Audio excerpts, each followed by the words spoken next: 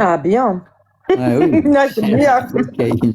Tu vois, ça s'appelle la mécatronique. Les scientifiques, ça peut servir à tout. Bien sûr. Mm. Non, c'est bien tous ces pays. La Colombie, il faut que je le fasse. Il faut que je fasse le Japon, bien sûr. Tu as l'Australie, le Japon, la Ah, Colombie. Après, tu as peut-être le Brésil, le va Venezuela. voir le Faire un peu Japon, l'Amérique latine. va voir le Japon. Tu vas au Japon, c'est super. Ça va te dépayser, ça va t'arracher. C'est, Et en c'est, plus, c'est- en plus, je connais يمكن يلسن عمي يا اخي نايتك تاع مريم فما ما كوزين elle a vécu au Japon 7 سنين ouais. يتعاش اسمي تلف تعيشي دينا elle a invité celui qui veut venir s'il veut venir روح غالا تورمي C'est vite fait, mais le ولا Japon, حد c'est pas cher. oui je sais vite fait c'est Si t'es pas en Asie, c'est vite fait. C'est un peu comme 2 heures. London, là, c'est cher, hein, tu sais, les hôtels et tout, Pas cher. donc le budget est conséquent. Tu peux pas trouver un hôtel à moins de 1500 pounds. Hein.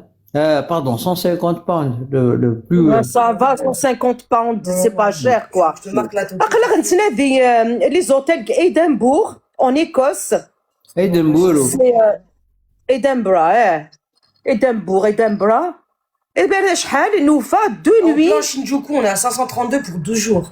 C'est pas cher le Japon, je te dis. Le Japon, c'est pas cher, c'est 500 € 12 jours. Naïd, une nuit, 500 livres et la nuit. C'est comme ça à London. Hein. À Londres, c'est. London, pas à ce point-là. Dès que Manchester, Darni, ça va. Ça va, tu peux. Pour 250, jusqu'à 250, je trouve ça normal. 3 jours, 4 jours, 250 la nuit, on a même 300. Quand c'est des séjours, 2 nuits, 3 nuits. Mais ça, le petit déjeuner, il est inclus, quoi. Oui, oui. Mais ça, c'est peut-être 500 juste pour une nuit, je trouve ça abusé quand même. C'est abusé. ouais. Les pays, le Japon, tu te plus tard, tu as l'Australie. L'Australie, par contre, c'est un pays dans lequel j'ai envie d'y vivre. C'est pas cher l'Australie, c'est à voir. Mais, L'Australie, c'est pas cher. Quoi? C'est pire que Miami. J'ai jamais vu des studios pour 6 jours, 5 jours à 1300, 1400 euros, pas dollars, euros. la nuit, 5-6 jours max. Ah, 5-6 à jours. Sydney, c'est extrêmement c'est C'est grave cher l'Australie. C'est l'inverse. Les pays d'Asie, Oh. il y a Là, c'est- du Sud, en général, il faut c'est Non, regarder. tu vas à Saint-Pétersbourg, tu as la bouteille de vodka, tu as 2 femmes qui vont te baigner, te faire le massage, tu as un bon dîner, t'as en dollars, tu vas voir. Non, les le pays lendemain, je te demande du miel, on va te rapporter du miel. Tu veux une goutte de vodka, on te remet une goutte de vodka. Mais je te garantis, je vais pas là-bas, mais j'y vais à Saint-Pétersbourg parce que les meilleurs scientifiques que je connais sont là-bas ou à Moscou. Il y en a aussi à New York, on a peut-être un peu plus bas que New York. Mais New York, même New York, ils aident quoi. quand je fais un transit, je prends un hôtel à JFK. Même pour rester 2 nuits, je garde mon hôtel à l'aéroport Kennedy.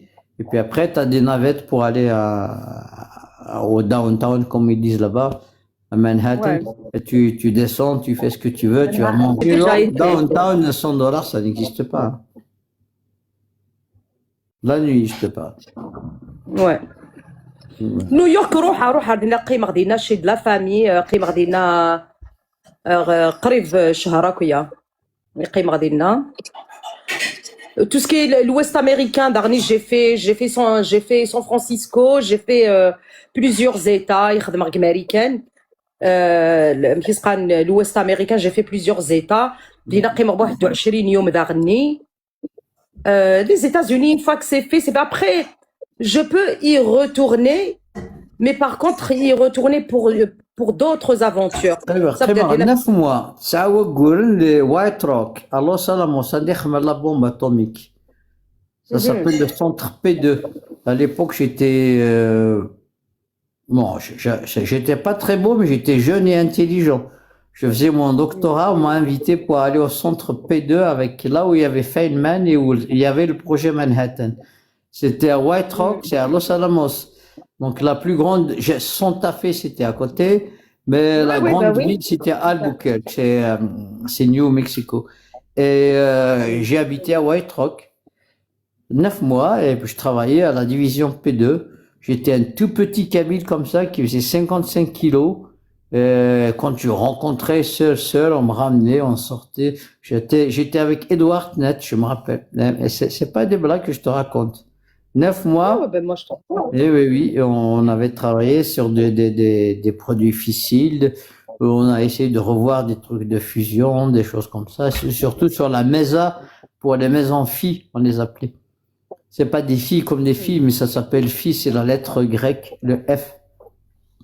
Et là, c'est des maisons éphémères pour comprendre pourquoi l'antimatière avait disparu de l'univers. Et là, c'était oui, c'était, on m'avait invité pour aller là-bas. On m'a dit, t'inquiète pas, tout est fait avec ton gouvernement, avec le gouvernement français à l'époque, avec les États-Unis, avec la Suisse. Ben, c'était, et on mangeait du piment يفلفل زين. قالت لي كنا القبايل واش انا كنهرم خدم نهار منين سوق بالي خدم نهارهم مي فلفل يتزن نهار كيف تخدم خاطر لي ناس هضرنا كثر اسبانيوليس et il parlait beaucoup plus espagnol que américain surtout à Santa Fe. Et puis après, bah, de temps en temps, on prenait un petit avion pour aller à Las Vegas pour faire du gambling. On allait jouer à Las Vegas. Hein. Donc on allait jouer un peu, $200, $300. On prenait un hôtel, on revenait et puis voilà. Et c'était la belle époque. Bon, bah, D'ailleurs, ma femme, je l'ai épousée ici, en Haute-Savoie, et puis je l'ai épousée à Vegas. À Las Vegas, hein?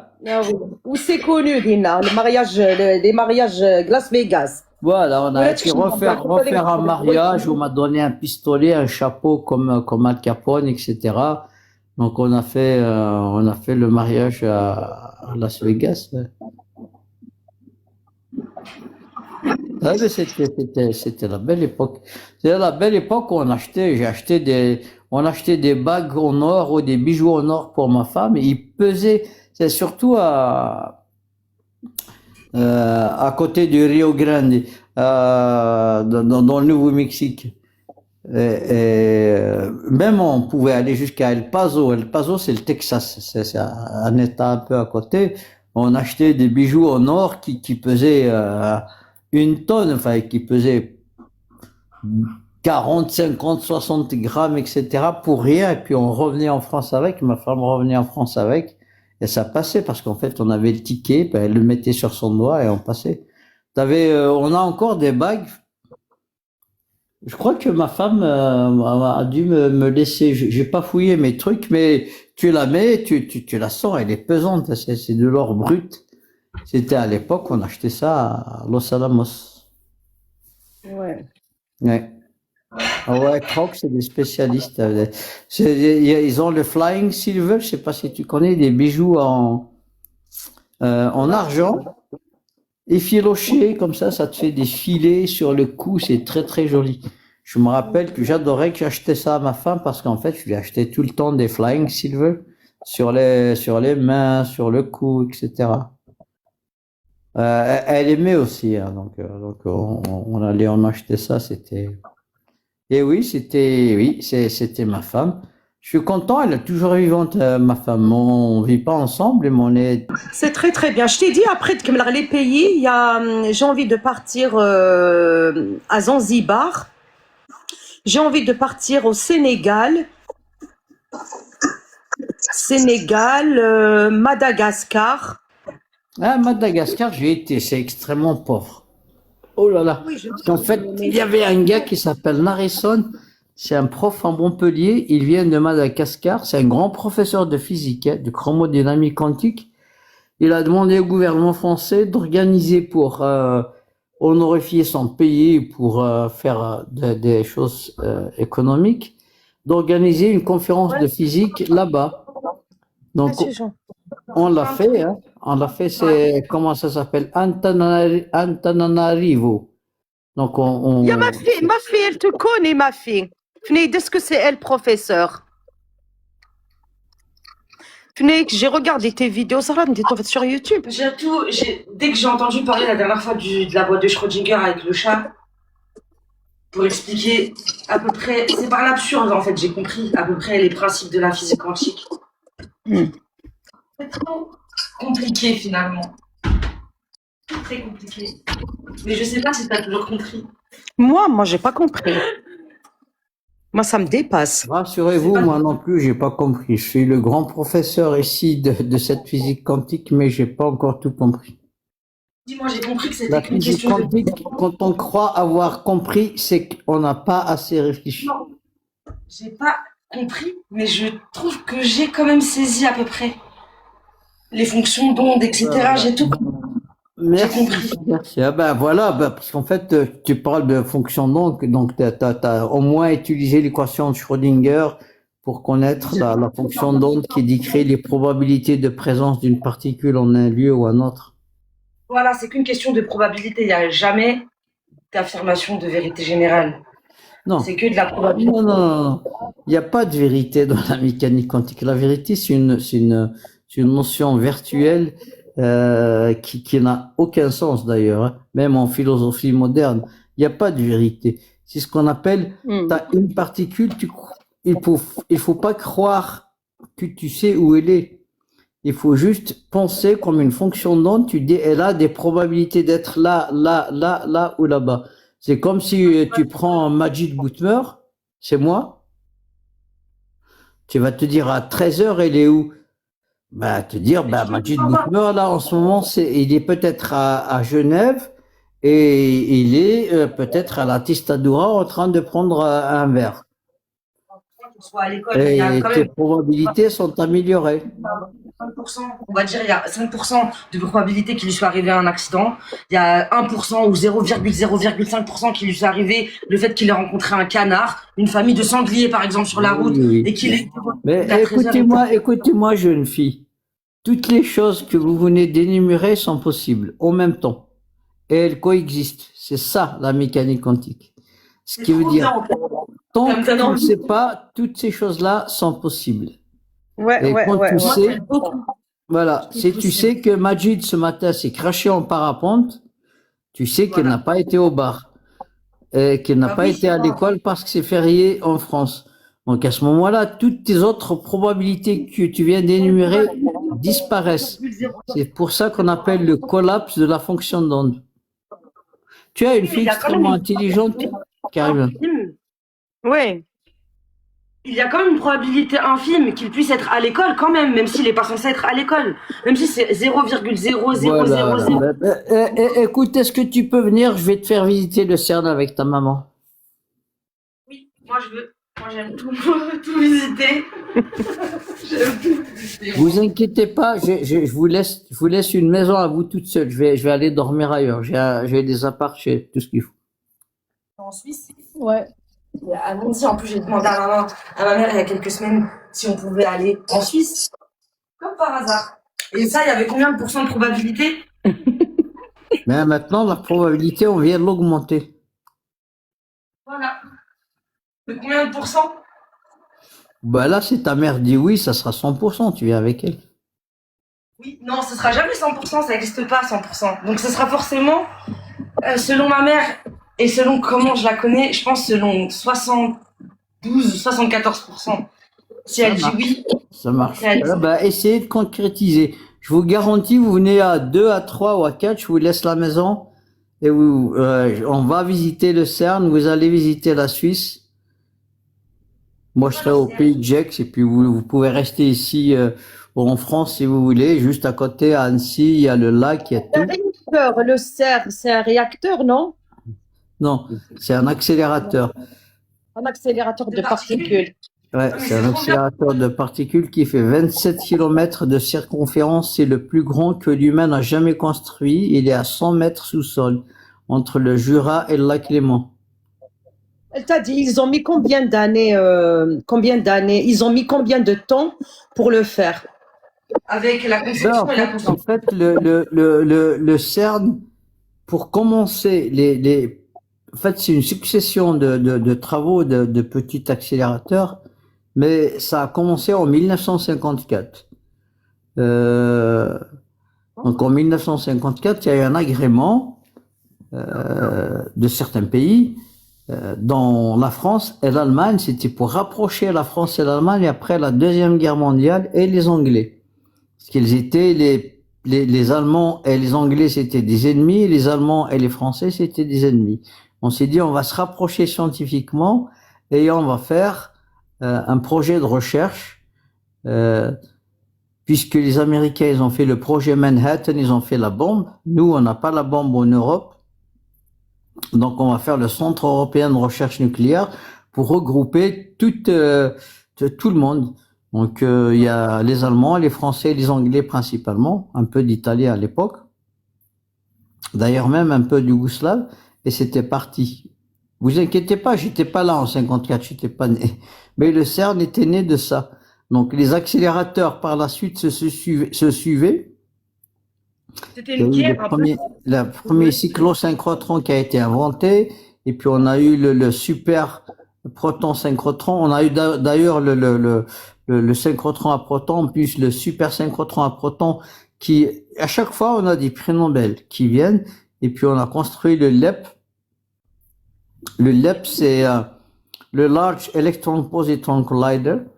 Et là, on a le Large Hadron Collider qui fait 27 km, qui accélère des particules qui, au moment de collision de ces particules, c'est des protons, ont une énergie, ou si tu vas, parce que c'est que l'énergie, une température équivalente à celle de l'univers quand il avait 10 puissance moins 18 secondes de son âge.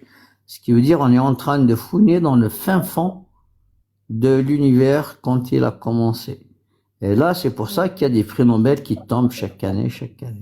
Et ton tonton Majid, tu dis à ta fille, peut-être, au mois de septembre, j'ai été nominé 2 fois, peut-être au mois de septembre, fin septembre, tu vas savoir que peut-être je vais avoir le prix Nobel, soit sur les plus basses températures, soit sur la chromodynamique quantique, soit sur l'utilisation de la physique nucléaire dans le traitement des cancers du cerveau. Mais je suis très très respectable sur cette planète, surtout en Europe. À part pour la radiothérapie, là, ça sert à quoi pour le cancer? C'est comme de la radiothérapie, ça s'appelle de la hadron-thérapie. Un hadron, c'est une particule lourde, c'est pas un photon. La radiothérapie utilise les photons qui sont des particules, certes, qui transportent de l'énergie, mais elles n'ont pas de masse. Ça veut dire que quand elles s'arrêtent, elles n'existent pas. Le proton, lui, que quand elle s'arrête, elle existe. Un noyau de carbone, quand elle s'arrête, elle existe. Et on peut le guider, rentrer dans dans la boîte intracrânienne et s'arrêter où on veut. Et là, il va faire carrément une réaction nucléaire. Donc, il va faire des réactions de fission. L'ADN, c'est quelque chose les cellules humaines sont intelligentes. Si on casse les 2 brins d'ADN, ils peuvent se réparer d'une manière fausse ou correcte. Mais par contre, si on induit une réaction nucléaire, si je tape sur l'atome d'oxygène, qui est l'atome qui est très abondant puisqu'on est fait d'eau, il sera plus un atome d'oxygène. Je vais le fragmenter. Je vais le transformer en azote et en autre. Donc la fonctionnalité de l'ADN, je l'ai détruite entièrement. Et à ce moment-là, je tape d'une manière avec une précision cellulaire sur la molécule d'intérêt qui est la molécule cancéreuse. Elle disparaît. Elle fait ce qu'on appelle, il y a 2 types de mort cellulaire. Il y a une mort cellulaire qui s'appelle l'apoptose. C'est la radiothérapie que tu viens de me dire. L'apoptose, c'est quand tu énerves la cellule, donc tu casses les brins d'ADN, et elle peut plus se réparer, elle se dit je vais faire une apoptose. Une apoptose, ça veut dire un suicide cellulaire. Elle va décider de mourir. Ce qui veut dire que plusieurs de ces cellules vont pas mourir, elles vont muter. Tu me laisses parler 1 minute et puis parler 30 secondes et je m'arrête. Par contre, avec la hadron-thérapie, quand on envoie des particules lourdes, on rentre dans ce qu'on appelle la nécrose. Ce qui veut dire, je tape la cellule, elle n'a plus le choix. Elle a aucun moyen de réfléchir. J'ai détruit tous ses moyens. La nécrose, ça veut dire, elle rentre, elle pourrit tout de suite. Elle va demander au corps, dégagez-moi, je suis morte. Et c'est ça la hadrothérapie. Aujourd'hui, on arrive à soigner des tumeurs cancéreuses, par exemple en Allemagne à Heidelberg, bientôt en Basse-Normandie à Caen. Là, en Italie, on le fait déjà. Et je suis l'un des professeurs qui intervient à Heidelberg, par exemple. En 90 secondes, on arrive à extraire une tumeur du cerveau. Définitivement. Voilà. Et j'ai une question. Mmh. Mais pourquoi on finance pas la physique quantique? Si C'est on peut très aider. financé. C'est très financier la physique quantique. Au CERN, on a pratiquement 600 millions d'euros par an. Cette année, encore un peu plus. On la finance. Mais En fait, crois-moi, on a. pourquoi veux-tu qu'un gouvernement français et le gouvernement suisse paye un vieux con comme moi pour ne rien faire plus que 10 000 euros par mois? Mais on est d'accord que là, je suis pas folle. On me dit, tu fais ta physique quantique, tu fais ce que tu veux et tu fais ta physique quantique. Et puis en France, quand on te nomme professeur des universités en Allemagne, d'ailleurs j'ai été nominé aussi docent, ça veut dire fais ce que tu veux, on te paye.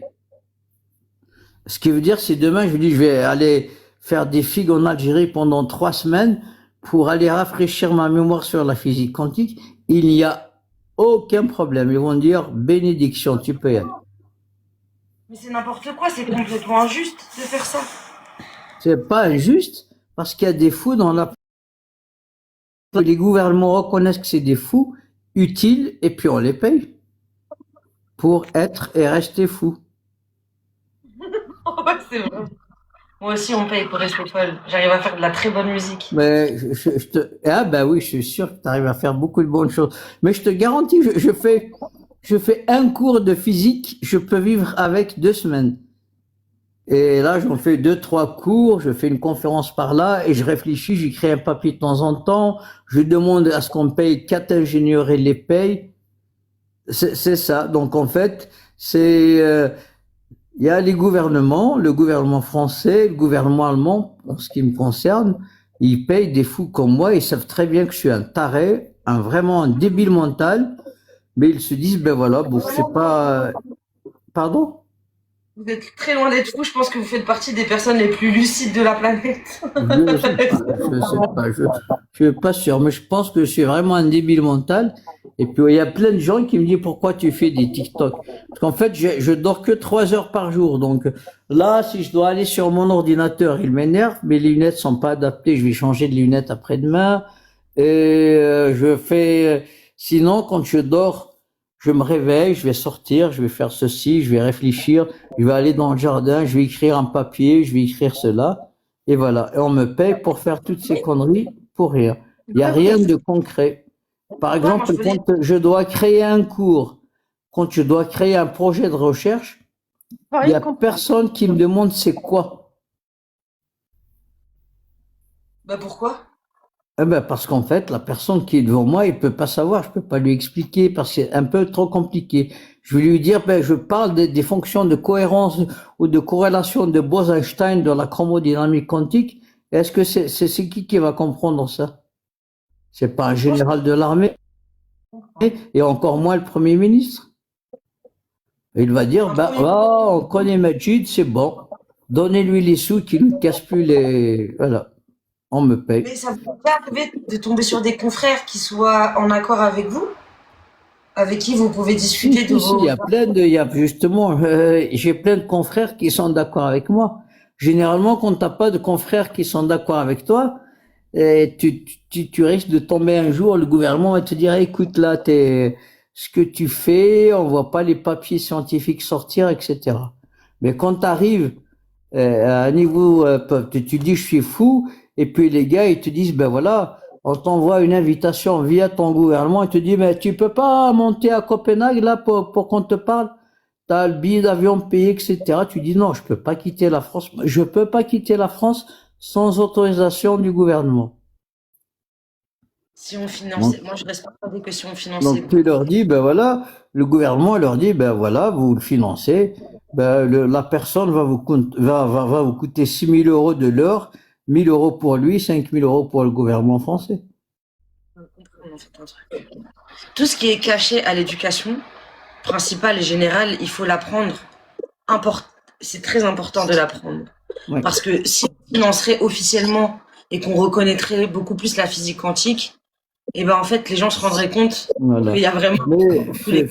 il y a un moment, ma fille, il faut que tu comprennes que les gens qui te payent doivent te faire confiance parce que tu peux pas leur parler. Ils te disent, ben, tu nous casses la tête, on peut pas comprendre. À part boire un verre de vin ou une bière.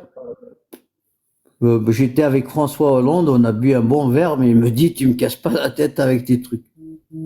Ah ouais. Ben C'est oui. cassos. Ah, c'est des cassos, je suis désolée.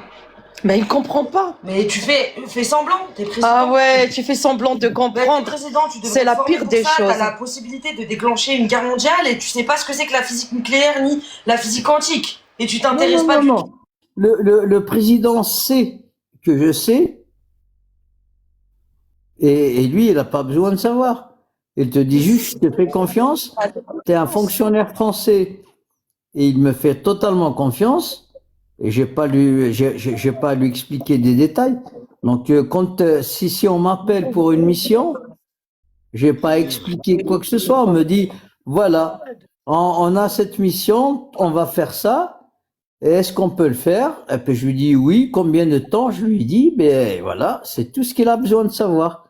J'ai pas à lui casser les oreilles, à lui expliquer comment on va voyager un petit neutron avec une certaine énergie cinétique pour aller exciter un atome de ceci ou de cela. Non. Bah, il faut lui C'est comme ça que ça marche dans la vie. C'est important qu'ils aient une conscience politique, une conscience sociale et Ben, scientifique. c'est très important qu'ils fassent confiance à des physiciens de leur pays. Donc, Oui, je veux faut dire, si tu prends Macron, le président Macron, aujourd'hui, s'il m'appelle pour une mission, il me dit, ben voilà, on manque d'uranium enrichi, comment on doit faire des supercentrifugeuses ou autres, on en a besoin de 3 tonnes avant le mois de juin, ben, il va m'appeler, je lui dis, ben, je vais pas lui expliquer comment on va faire, et il va me dire, ben, tu fais. Je lui dis, est-ce que tu peux faire? Je lui dis, je veux telle personne, on fait ça. Et puis, c'est sûr que c'est pas pour le mois de juillet. Le 15 juin, il aura son truc. Moi, Je suis français, du gouvernement français. Je travaille pour, et puis, il y a des histoires de confiance. Tu peux pas expliquer à un docteur, soigne-moi ma dent, et puis il va te rentrer dans les détails, enfin, un dentiste, il va te rentrer dans tous les détails. Toi, tu veux juste que ta dent te fasse pas mal et qu'elle soit nickel, c'est tout. Et le président de la République, il est comme ça. Il est obligé de faire confiance à tout le monde. Enfin, pas à tout le monde, il est obligé de faire confiance aux scientifiques qu'il a choisis. Je te donne, par exemple, en France, allô? Oui, c'est la right. Et il y a le professeur, par exemple, quand tu deviens professeur des universités, qui est un titre exceptionnel, tu regardes dans le journal officiel, tu peux chercher par exemple, tu vas voir que le président qui te nomme, par exemple, tu cherches Boutemer Majid, professeur des universités. J'étais en Allemagne avant de venir, tu vas voir, Monsieur Jacques Chirac a nominé Boutemer Majid, professeur des universités. Ça apparaît dans le journal officiel. Ce qui veut dire, c'est le président qui te nomme. À vie. Et là, c'est le président qui te nomme, il y a la confiance, il y a tout qui rentre à l'intérieur. Tu regardes en France, c'est obligatoire dans le journal officiel, quand tu deviens professeur des universités, que le président de la République fasse un décret dans le journal officiel citant ton nom pour dire qu'il t'a nommé ou il t'a nominé professeur des universités en France. Ça veut dire qu'il te paye jusqu'à ta mort et tu fais la recherche que tu veux. Terminé. Un professeur des universités en France, c'est un rang extrêmement, c'est pas un maître de conférence, c'est pas un professeur des lycées, un professeur des universités, ça y est, c'est lui qui sait. On peut pas lui dire ce qu'il va faire. On peut pas lui dire ça y est. Il est là en train de divaguer ou il fait ce qu'il veut, mais là on reconnaît qu'il fait des choses utiles et on lui fait confiance et les choses qu'il fait, des fois on peut pas les comprendre. Donc en gros, quand tu trouves un professeur dans un bar en train de boire sa bière, tu peux pas lui demander qu'est-ce que tu fais ici, hein. Non, mais un professeur qui est résident, qui est titulaire à l'université, s'il est sur un projet de recherche où les doyens, par exemple le doyen de l'université, les sponsors, ils savent que ça va mettre peut-être 10, 15, 20 ans avant d'avoir des résultats. En gros, le mec, pendant 20 ans, il est titulaire à l'université. Non, ici en France, on a l'Agence nationale de recherche. Le président de l'université, le doyen de l'université, tout ça, c'est de la pacotille par rapport à un professeur des universités. On a l'Agence nationale de la recherche qui est décidée par les ministères et de dessus. Donc moi, quand je demande 1 million d'euros, qu'il arrive 1 million d'euros, le président de l'université va me demander pour le fonctionnement de l'université, je vais te prendre 10%. Mais l'argent, elle est à moi. Pas pour dépenser avec ma poche, mais pour mes recherches. Ici, le président, les doyens, les trucs, ils peuvent pas décider sur la recherche. Tu peux être doyen d'université, tu peux faire des sciences économiques, tu peux pas prétendre, tu deviens président de l'université, tu es en sciences économiques ou en sciences d'histoire géo, tu peux pas aller dire à Boutmor-Majid qui est une science complètement orthogonale, physique atomique, physique nucléaire et tout ce blabla, qu'est-ce que tu fais de cet argent? Je vais pas lui expliquer. Je vais pas lui dire on va regarder la taille ou la pointure de Napoléon pour ses godasses, c'est de l'histoire, j'en ai rien à foutre. Aux États-Unis, c'est pas pareil. Le doyen, il doit demander. Non, je te parle de France, je te parle de France. En France, c'est hérité de Napoléon. Quand tu deviens professeur des universités, c'est un titre qui n'a rien à voir avec la France. En France, tu deviens professeur des universités, c'est exceptionnel. Quand tu deviens professeur des universités, c'est terminé. Il y a que toi et le président de la République. T'as ton budget, tu le demandes, tu payes à ton université 10% ou 5% parce que ils te mettent une secrétaire. D'ailleurs, des fois, tu t'as même pas besoin. J'engage mes secrétaires moi-même. Est-ce que quand on gagne un prix Nobel, on gagne de l'argent? Oui, quand tu gagnes un prix Nobel, on te fait un prix. Les professeurs honorables dépensent une grande partie pour leur recherche et ils payent des mécénats et autres. Mais si tu veux garder ton argent, tu le gardes. T'as à peu près minimum 1 million d'euros. Minimum? Maintenant, C'est trop bien. Et je peux gagner un prix Nobel si je deviens professeur d'université? voilà. Mais en physique nucléaire et physique atomique, c'est quand même, ça va jusqu'à 7 millions. Quoi? Minimum? Ou ça va Oui. jusqu'à maximum? Après, tu peux décider de donner, si t'aimes bien ton université, tu leur dis, tiens, je vous donne 500 000 euros. Si t'aimes bien les scientifiques à côté, les jeunes, tu leur fais ça. Sinon, tu leur dis, allez, basta. Je gagne mon argent, je vais aller à Las Vegas et faire du gambling jusqu'à la fin de ma vie. Non, ça y est, c'est bon. Non, non, non. Non, Majid, si tu gagnes le prix Nobel, tu peux aller sur la Lune, 500 000 euros. Ça sert à rien. Moi, je vais pas aller sur la Lune. C'est loin et puis c'est désertique. Je peux aller dans le désert algérien, c'est encore mieux, hein. Mais si je gagne le prix Nobel, ce que je fais, moi, je vais le donner entièrement à la recherche. Et puis, j'ai le droit de donner au moins les 3/4 pour développement des interactions de recherche en Algérie. J'ai déjà promis ça. Ouais. Non, mais c'est trop bien. Vous avez un métier incroyable. Incroyable. Incroyable. J'ai pas un métier incroyable, je suis un taré, un fou. Non. Ah non, non, non. C'est des gens qui sont complètement qui marchent dans le sens contraire des aiguilles d'une montre, Quand ils réfléchissent, ils veulent dormir. Quand ils veulent dormir, ils réfléchissent. Et puis voilà. Non, ça se trouve, c'est nous, on fonctionne à l'envers. Enfin, vous. Parce que je comprends quand tu me dis qu'il dort 3 heures par nuit. J'espère que je serai pas comme ça à ton âge, hein, parce que j'ai envie de dormir. Non, mais t'inquiète pas, avec l'âge, on dort beaucoup moins. Ouais, on n'a pas besoin de dormir après. Super, ouais.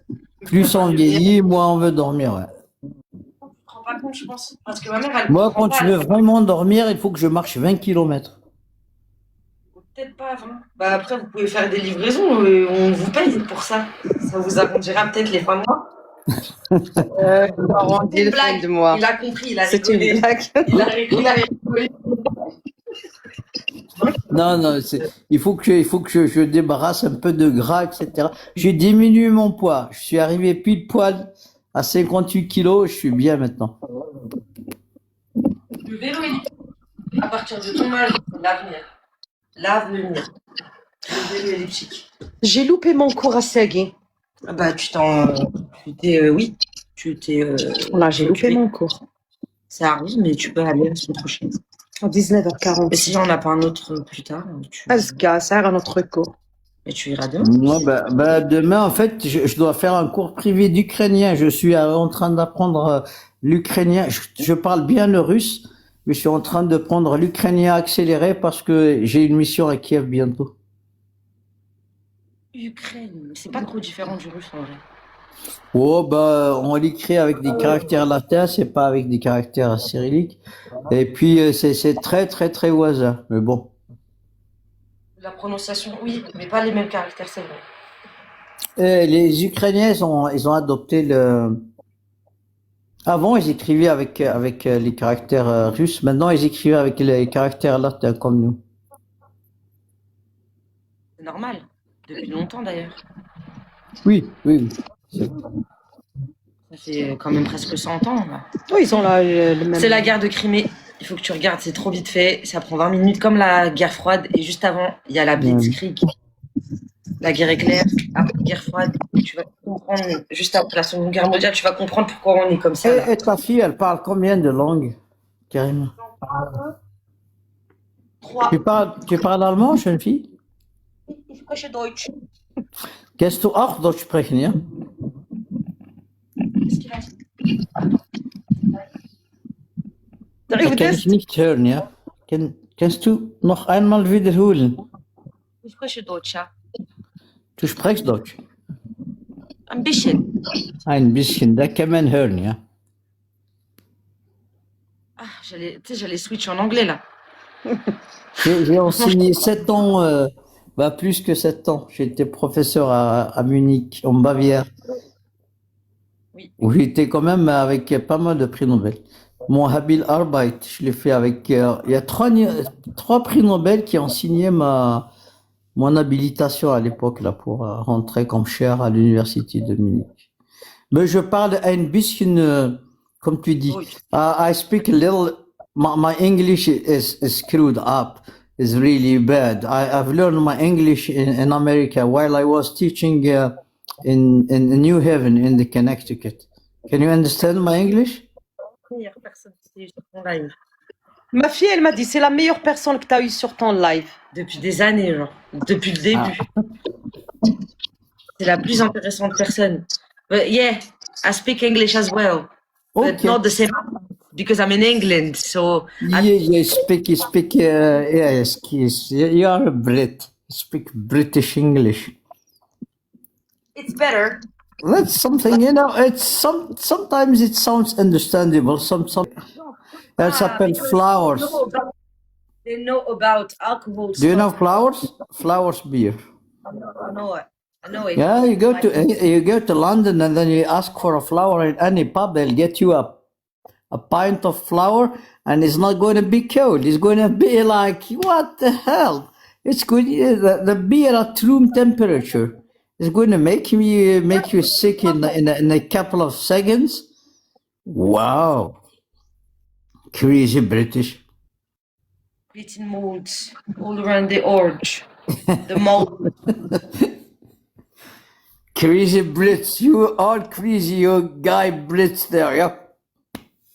I'm not. Non, mais c'est bon. Je crois que mon anglais est trop mauvais. Désolé. Non. Moi, ma sœur, elle parle mieux anglais que moi. Elle me dit que mon anglais, il est pourri. Elle me dit que mon anglais, il est pourri. Voilà. Qui c'est qui a dit que je suis pourri en anglais? Non, non, non, c'est la, c'est la petite, c'est la grande, c'est la grande, Ah, c'est la oui. petite qui parle, qui, Manchester, elle a l'accent de Manchester. Mais... qui n'y فهمش تحثني نتديك هضر couramment l'anglais. Ah oui, c'est elle qui a dit, my English sounds like, you know. Non, تاقي تمقران تني تاقي English. Oui, oui, oui. تفضلوا. Je sais que mon anglais est mauvais, mais dis-lui que j'enseigne la mécanique quantique avec mon pauvre anglais aussi. Dis que peut-être qu'il est autiste lui aussi. C'est pas possible.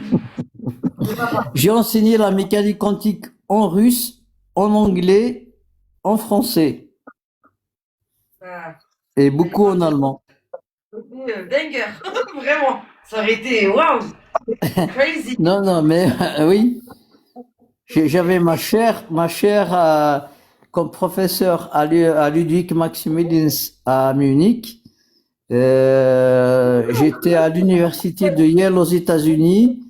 Je suis professeur des universités à Polytechnique en France. C'est pour un peu me faire. Harvard, c'est comme Columbia, c'est pareil. C'est la même chose, c'est les trois, le top 3. Tu vois, le top 3 des universités, elles sont à New York. Elles sont à New York. Il y en a plein, il y a le MIT, il y a plein de trucs bien vers là-bas, là. J'étais à Yale, c'est pas très loin de New York, c'est à New Haven. C'est au Connecticut, c'est juste, ouais, c'est pas très loin. Top 3. Après, le MIT, c'est mieux pour les chercheurs en physique quantique. En général, Non, ils passent par le MIT, c'est plus sûr pour l'engineering. Il faut quand même savoir que Yale University, c'est l'université la plus prestigieuse, c'est l'université d'Oppenheimer. celui qui a créé la bombe atomique. Exactement. Et j'étais dans son laboratoire à Los Alamos pendant 9 mois. Mais en fait, vous voyez là, monsieur, vous voyez, professeur, vraiment, vous vivez la vie de quelqu'un qui a tourné dans la série The Big Bang Theory. Vous êtes... Non. Big Bang Theory, c'est des affaires d'adolescents qui parlent d'amourette. Parfois, et franchement, c'est pour les physiciens, ils ont des petites références quand même, ils ont dû apprendre, se renseigner. Renseignez-vous sur moi, vous allez voir que je suis véridique. Moi, je suis pas un adolescent. Non, mais elles sont bien réalisées, ça distrait comme c'est... Oui. ça- Et moi, ouais. Là, dans Big Bang Theory, ce que j'aime bien, c'est la fille, comment elle s'appelle? Kalkoe, non. Penny, C'est celle qui est amoureuse de l'Indien. de l'Indien. Il y a un Indien. Bah alors lui, c'est celui qui galère le plus, il a eu au moins 3 copines. Donc attends. Oui. Non, il y en a une qui habite avec elle. C'est pas Sheldon. Sheldon, c'est qui fait le con non. Non, Sheldon, je pense qu'il a des troubles du comportement factuellement Voilà. dans la... Vous voyez que je connais même Sheldon. C'est l'autre. Elle s'appelle Calco. Mais ça, je sais pas comment elle s'appelle dans le film, ouais. Parce qu'en fait, vous savez, j'ai des enfants qui ont votre âge aussi quand on regarde, ils regardent ça, puis voilà.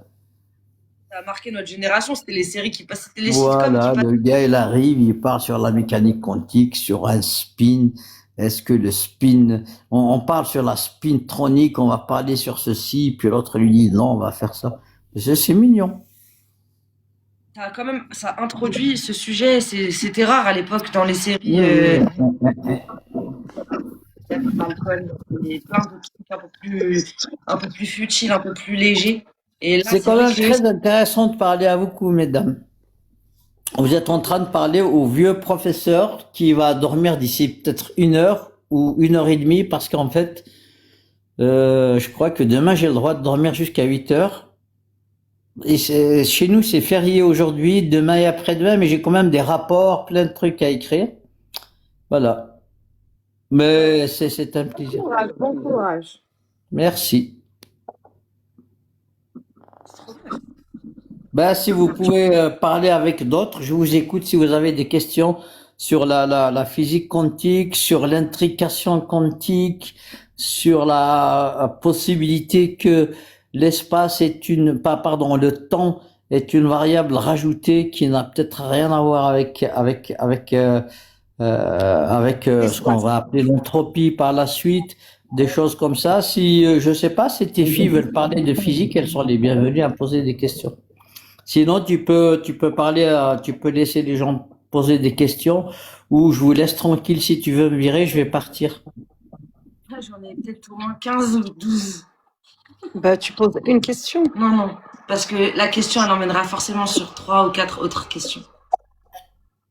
Donc, c'est pas possible. Si, toutes les questions ramènent sur d'autres questions. Quand la réponse de la personne à qui tu as posé la question est incomplète.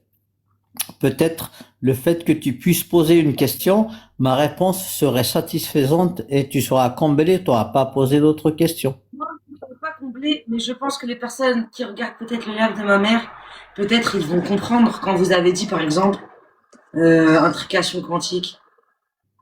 Ils vont peut-être pas comprendre que c'est l'interaction. Non, mais en fait, ta mère, je crois qu'elle est un peu psychologique. En fait, elle a un niveau quand même mental très élevé. Elle sait manipuler ce qu'on appelle des vagues de pensée dans à peu près dans tous les domaines, hein. Je suis pas venu écouter ta mère par hasard. J'ai regardé comment elle introduit ses sujets, comment elle parle, comment elle mélange, comment elle met des pics et puis qu'elle enlève les pics. Écoutez ta mère, exactement 68 minutes pour le moment. Ça va être 69 minutes. Aujourd'hui. Pas cette Non, en fait, moi, j'ai fait un peu de psychologie. Enfin, j'ai fait un peu de psychologie. J'ai fait un peu de psychologie. Après, au niveau de la philosophie, j'ai ma propre philosophie. Et ma philosophie, c'est un mélange aussi. Enfin, je peux changer d'avis à chaque fois, parce qu'à chaque fois que je découvre, je ne reste jamais figée sur quelque chose. Voilà, j'apprends, je découvre et je peux revenir toujours à quelque chose que j'ai avancé au départ. Et puis après, des fois, je sors comme ça des choses, je ne sais pas d'où elles viennent, et moi-même que je n'ai pas compris, et que ça demande quand même un peu de... Voilà, c'est un peu ça. Mais oui, j'ai un peu d'intelligence. Enfin, je peux dire que je suis... On me l'a déjà dit ici. On me l'a dit que you are clever. Et pourtant, voilà. Enfin, voilà, je peux dire que je suis intelligente. Ça va. C'est quoi être intelligent, l'intelligence pour toi, Amajid? L'intelligence, c'est le pouvoir d'écouter et de faire de l'interactivité sans forcément ajouter un brin d'agression. Donc, tu peux écouter. L'intelligence, c'est d'abord écouter, puis interagir de temps en temps. Il faut bien répondre, doser sa parole s'il le faut, pas avec énormément de mots, et sans ajouter un signe d'agressivité. Ça, c'est ce qu'on appelle la cohérence de l'intelligence humaine. D'ailleurs, les bipèdes l'utilisent, pas que les humains. Et ça, c'est la vraie intelligence de la vie. On apprend, on avance, on vit, on se marche pas sur les orteils. L'intelligence, c'est pas forcément inventer des choses ou faire autre. D'ailleurs, le fait d'écouter et ne pas être agressif, ça vous emmène à inventer des solutions, à inventer des échappatoires à plusieurs conflits, etc. L'intelligence, puisque on est condamné à vivre en société, on peut pas vivre en solo. L'intelligence, c'est exactement ça. L'intelligence, c'est pas la mécatronique, c'est pas la microélectronique, c'est pas les nanotechnologies. Ça s'appelle des pointes ou des spécialités. C'est pas forcément de l'intelligence. L'intelligence, c'est pas une perception unique, hein. C'est plusieurs intelligences, hein. Il y a de l'intelligence sportive, émotionnelle, peu importe en fait, neurologique. Il y a plein d'intelligences. Il y a plein d'intelligences. Il y a plein d'intelligences, mais pas neurologiques, parce que toutes les intelligences passent par la neurologie. Il y a des personnes qui arrivent à développer des parties du cerveau que des personnes lambda ne peuvent pas développer. Et c'est Non. tout. Moi, je vois mon père, par exemple. C'est partie des cerveaux Oui, mais ou c'est du pas cerveau qui sont. Mais Johan, il peut faire des choses que je ne pourrais jamais faire. Ah ben, ça c'est C'est sûr. comme ça. Et c'est une Ça, c'est de la intelligence c'est- neurologique. Il a une c'est évolution. neurotypique, ça. Il est neuroatypique. Il a Il est atypique. différence de fonctionnement et de Je crois raisonnement. que, mademoiselle, vous confondez une chose. Regardez. Quand vous pratiquez un sport, par exemple, ne serait-ce que courir ou même faire de la muscu, du bras de force. Laisse-le finir. C'est ce qu'il va dire. Ah, tu vois. Ah, vas-y, demande. Vas-y, laisse-le finir. Vas-y, Majid, كملت. Voilà, quand tu développes ton muscle, ton bras pour faire du bras de force. Et il n'y a pas d'intelligence musculaire. Bien sûr que si, on a une L'intelligence, c'était mémoire. d'avoir pensé à développer ton muscle. Donc là, les neurones, c'est pareil. On va développer les neurones, on va développer leur fonctionnalité, mais c'est pas ça l'intelligence. C'est leur fonctionnalité qui est l'intelligence. Quand tu as un muscle où tu peux gagner au bras de force contre quelqu'un, Mais j'ai une t'as question. entré- J'ai une vraie question intelligente pour contredire l'argument. C'est très important. Est-ce que vous pensez qu'on a une mémoire musculaire? Est-ce que vous pensez que la mémoire fait partie de l'intelligence? La mémoire générale. Non. Ma réponse, c'est l'utilisation de la mémoire fait partie de l'intelligence.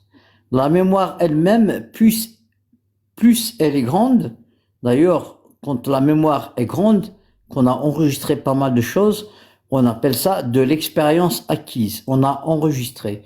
Plus elle est grande, plus la base de données est grande, plus on peut développer une intelligence qui devient plus rapide à trouver des informations.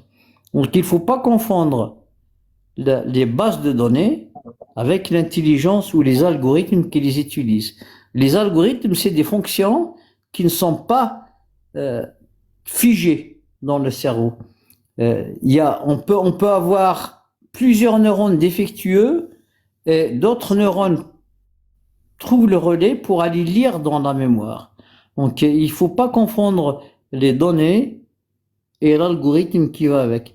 L'intelligence, la capacité de manipuler la réactivité instantanée, de trouver des chemins dans ces réseaux neuronaux, donc dans le réseau neuronal interne pour chaque fonctionnalité pour lire des données, même s'il est en panne, on va trouver quelque chose d'autre. Si on a trouvé trop de café, bu trop de café, on va trouver un autre chemin pour trouver ceci.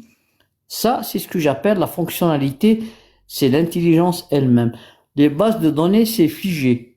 Donc, on peut prendre un carton, mettre 10 000 photos à l'intérieur, de fourmis, de tout ce que vous voulez, des araignées, etc., etc.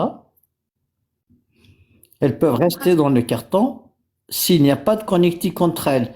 Il n'y a pas un algorithme qui peut connecter toutes ces photos qui sont à l'intérieur et peut les utiliser, par exemple, pour déduire que, ah non, attention, celui-là, c'est un scorpion, c'est dangereux. Si on n'a pas ça, les photos, ça sera un tas de photos dans un carton qui servent à rien.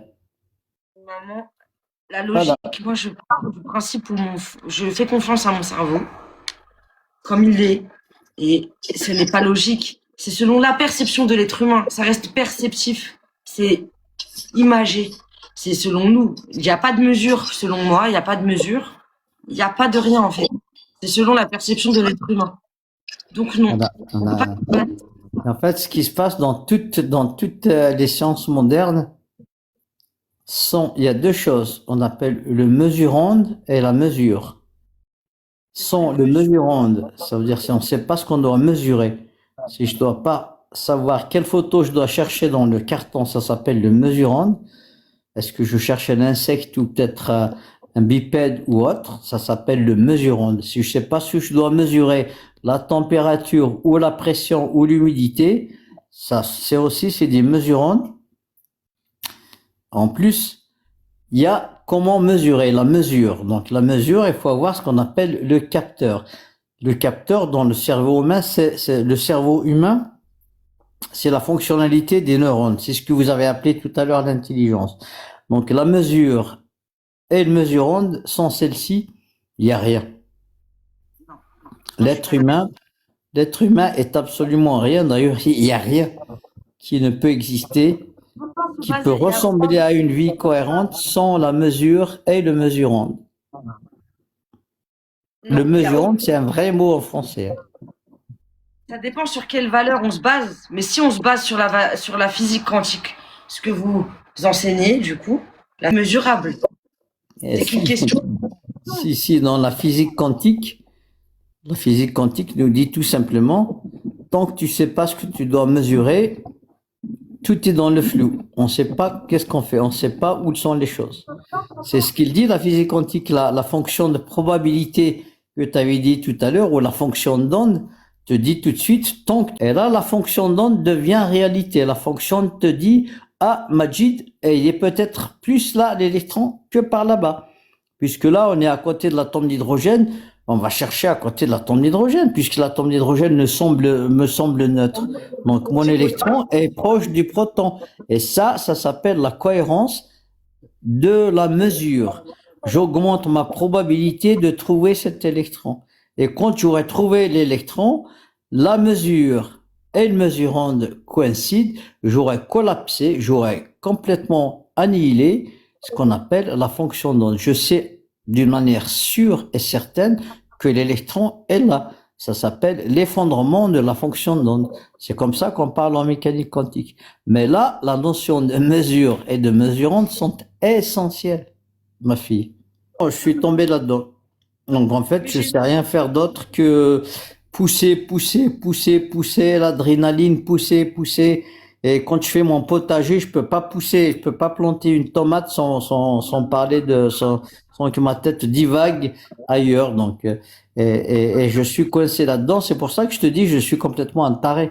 Je suis fou et ça se passe comme ça. Si je devais faire une petite synthèse, je pense que vous avez soit un trouble de l'attention ou de l'hyperactivité ou les deux, ou que vous êtes autiste. C'est pas possible. C'est pas possible. J'ai côtoyé beaucoup d'êtres humains qui sont neurotypiques et je vous jure que vous avez aucun rapport avec les millions d'humains que j'ai pu rencontrer dans ma vie. Tu as rencontré 1 million. Si, j'ai rencontré plus d'1 million. Ça, j'en suis sûre et certain dans toute mon existence. C'est sûr. Toi, Je parle aux gens et j'en suis sûre que j'en ai touché au moins 500 000 des êtres humains dans tout. Tu sais, je suis peut-être autiste, hein, c'est pas exclu. Mais oui, parce que vous êtes physicien quantique et que vous pouvez exclure aucune probabilité. Est-ce que j'ai tort? Non, vous n'avez pas tort, mais c'est pour ça. Mais bon, j'ai pas consulté si on doit me soigner parce que je suis autiste. Je pense que je suis un peu trop vieux. Je vais me soigner tout seul. Non, ça soigne pas. Hein. Moi, je vous le dis, votre best life. Bon, ben alors, je vais pas me soigner. Merci du concept. C'est comme ça que tu me rassures. Je vais pas me soigner.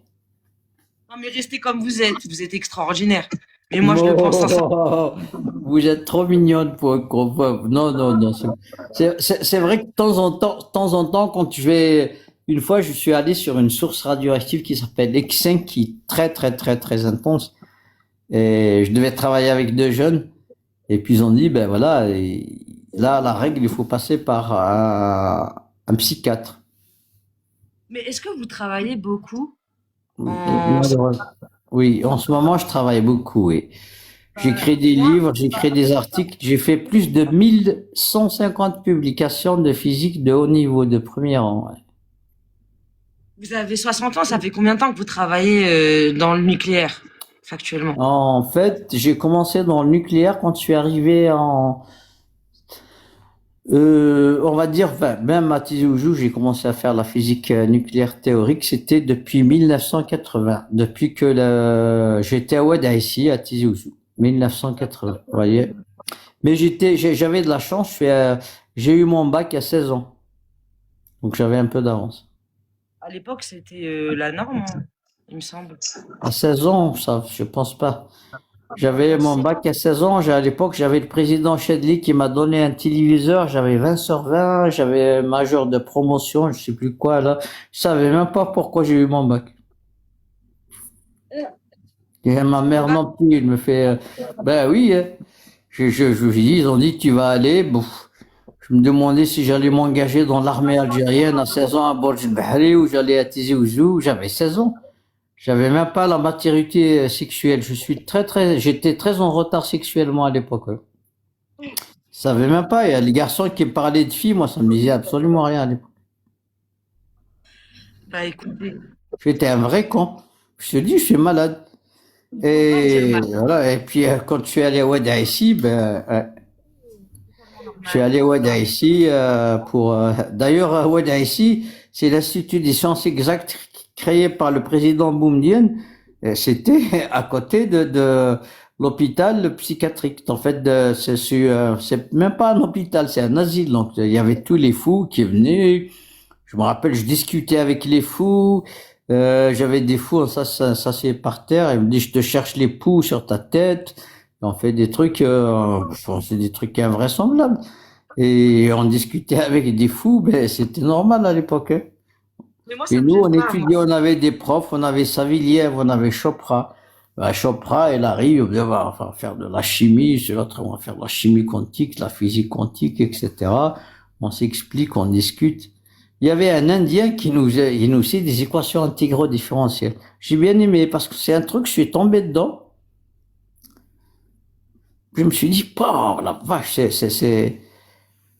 c'est pas facile. 2 semaines après, j'ai trouvé que c'était tellement joli, tellement, je suis rentré là-dedans, j'ai dévoré tout. Et puis après, il me dit, c'est pas la peine que tu reviennes, Majid. Parce qu'après, il me dit, on va chercher les résidus, le théorème, il écrivait son truc. Oh, je lui dis, monsieur, ça va faire 2 PI comme résultat. Comment t'as su? Je lui explique, il me dit, écoute, Majid, toi, tu reviens pas, je te donne 20 sur 20, tu fais comme tu veux. Donc je suis tombé amoureux les fonctions de Green, les équations intégro-différentielles, surtout Chebyshev, Artree-Fock.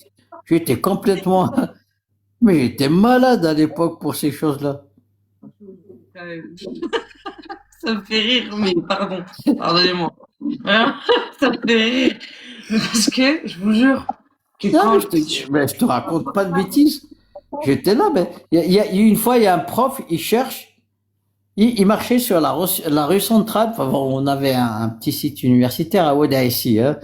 Il cherche, c'est qui Boutmel Majid. Moi, j'étais tout petit comme ça, avec des cheveux frisés. À l'époque, j'avais des cheveux qui étaient encore frisés. Et puis, il cherche qui c'est qui Boutmer. Il arrive, on lui dit c'est lui.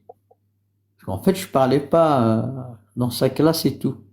Et il arrive, et il me ramène là, le prof, il me ramène la copie. Puis il dit aux autres, c'est lui. C'est lui. Et je dis, oui, oui, c'est lui. 20 sur 20. Et mais comment tu fais pour faire ça? Je lui dis, bah écoutez, c'est moi. Et j'étais à Ouada ici, j'ai fait 4 ans, j'étais tout le temps, je travaillais pas. Bah, quand je travaillais, c'était par amour de la chose. C'était quand je travaillais avec Saviliev, je travaillais aussi avec un gars qu'on appelle KGB, monsieur KGB, Sadowski. Donc, on travaillait sur les gaz de photons. À l'époque, les gaz de photons, c'est pire que les gaz de neutrons. C'est comme si tu savais faire déjà la bombe atomique. Alors, il nous parlait un gaz de photons qui faisait ça. M'embêter, hein. te tape tous. Ah, ben là, à l'époque, c'était génial. Et quand je suis arrivé à Grenoble, à l'Institut de physique nucléaire de Grenoble, je travaillais sur le SARA. C'est un petit réacteur nucléaire, un accélérateur de protons pour être vrai, c'est un cyclosynchrotron. On faisait le diplôme d'études approfondies de physique. Donc, on m'a envoyé en France, mais c'est la France qui a dit celui-là, il est boursier français. Je suis boursier de l'État français, donc à l'époque, toc, il y avait René Bessette à l'ambassade, il me dit, tu veux partir en France, tu pars. J'avais peur. Ma mère pleurait, j'étais tout petit. J'ai dit, mon petit, il est tout petit, il va partir en France, il a personne et tout. Ils ont dit, t'inquiète pas. Donc, on m'a reçu, mais je te garantis, on m'a reçu comme un bébé. T'inquiète pas, on m'a donné une chambre à la résidence, il y avait la cité olympique de Grenoble, là où il y avait, je sais plus, en 68 ou autre, des Jeux olympiques. Et il y avait des chambres, là. Ils ont dit, on te met là-bas, on fait ça, le bus, Ils m'ont donné, il y a Madame Matichard, je te garantis, elle m'a acheté des tickets de bus. Un carnet de tickets de bus, machin, mais ouais, j'étais tout petit, hein. Je crois qu'à l'époque, j'avais encore des poux dans les cheveux, là. Il fallait que j'aille chez le coiffeur, je suis arrivé de mon Algérie. Je vous raconte un peu ma vie quand je suis arrivé à Grenoble. J'étais à l'Institut des sciences nucléaires. Et alors, je rencontre des Français costauds. Il y avait des Bretons, des machins. Ouh là là, il y avait Tanguy avec ses yeux verts. Il me faisait peur. Il me faisait une tête de plus que moi, même 2 têtes de plus. Et on a commencé à étudier mécanique quantique, etc. C'est le diplôme d'études approfondies de physique nucléaire à l'époque, hein, à l'Institut de physique nucléaire de Grenoble. Il se passe un mois. Il y a Gignou, c'est le responsable du DEA, et il a dit, écoute Majid, là, il me donnait des exercices, tu vas chez la police, on te donne une carte d'identité française. Je sais même pas pourquoi. Ah ouais, hein. Eh ben oui. Et puis après, moi, mon but, c'était à l'époque, une mise à l'époque, c'était la première année, pour emmener ça comme cadeau pour papa. C'était la fête royale, tu vois. Ah ouais. Eh oui, je me rappelle, oui. Je suis rentré, ça doit être en 85, je suis rentré en 405. Je savais même pas la conduire. Il y avait un copain d'Alger qui m'a aidé à la conduire jusqu'à Alger. Il y a papa qui nous attendait. Il était là, papa. Il me dit, purée. Et voilà. Qui tu vas aller, tu m'emmerdes pas. Je suis allé avec lui, avec Strout, Jean-Pierre Strout, Yuri Pourkouchkine. Je suis allé à Ajaccio, pop, pop, pop, pop. Je commençais à découvrir les trucs, et puis après, voilà. Est-ce que tu as des conférences Al-Majid de prévues pour le 2026, 2027? J'aimerais bien assister. Des conférences